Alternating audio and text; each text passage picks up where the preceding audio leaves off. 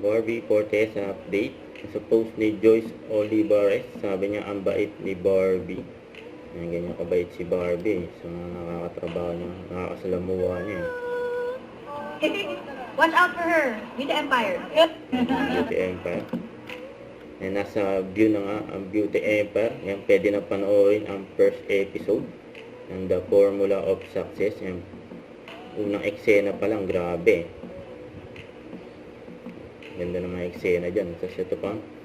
And during contract signing ng GMA Pictures at Warner Bros. Pictures, and para sa horror movie ni Barbie Fortesa na Penthouse 77. At nagkaroon din syempre ng poster reveal, yung official poster ng Penthouse 77. Ayan, masaya si Barbie. Nasa July 30 na yan, papalabas sa mga sinihan.